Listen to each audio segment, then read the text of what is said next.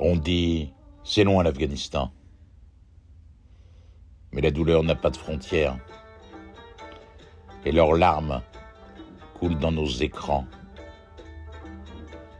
Elle marche dans Kaboul comme on marche sur des œufs. Chaque pas surveillé, chaque regard dangereux. On lui a volé la rue, on lui a volé l'école, on lui a volé le futur. On lui descend juste la casserole. Femme afghane debout dans l'ombre. On t'enferme, on t'efface, on te veut invisible et sombre.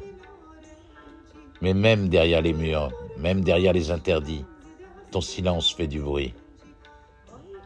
On lui a dit, tu ne sortiras pas sans tuteur masculin, sans mahram, sans ce gardien collé à ton destin.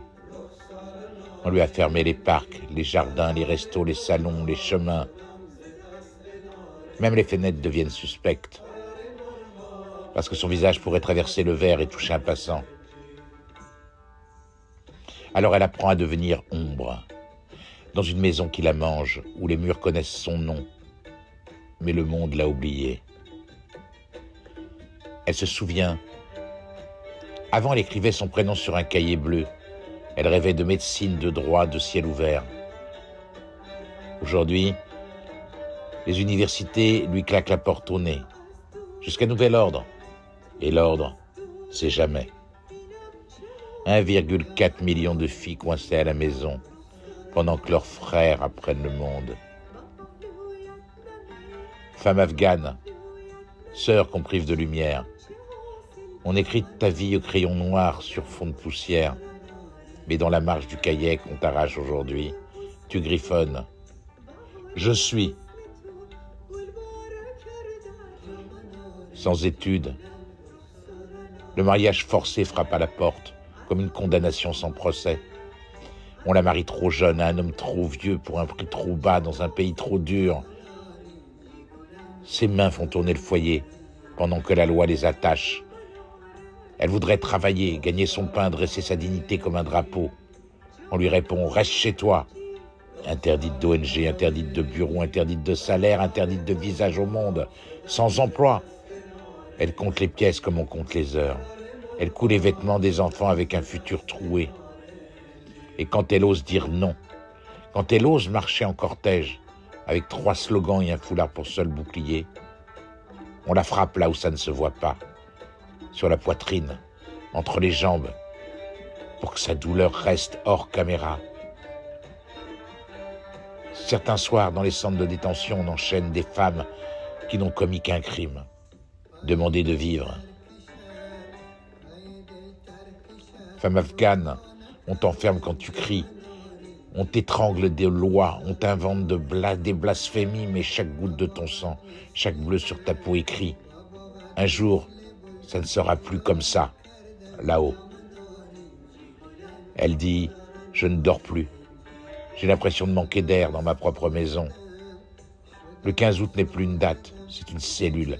Un avant, un après, un jour noir qui ne finit pas. On lui a pris la rue, on lui a pris la classe, on lui a pris le travail, on lui a pris les parcs, les gyms, les bains publics.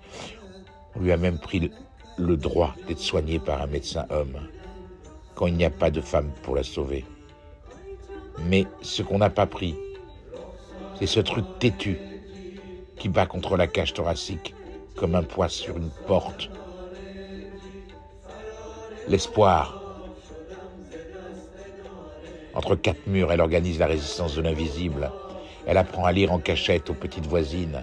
Elle cache des livres sous les tapis. Elle raconte des histoires où les filles deviennent héroïnes et non décors. Elle ne peut pas sortir. Alors elle ouvre le monde dans les yeux de ses enfants.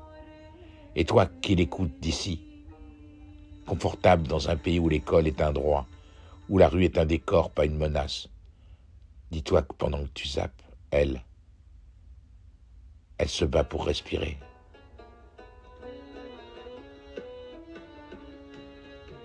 Femme afghane, toi qu'on voudrait effacer, on grave ton nom dans nos bouches, on refuse d'oublier. Tant que tu tiens debout, sous l'orage et la nuit, le monde n'a pas le droit de dire « c'est fini ».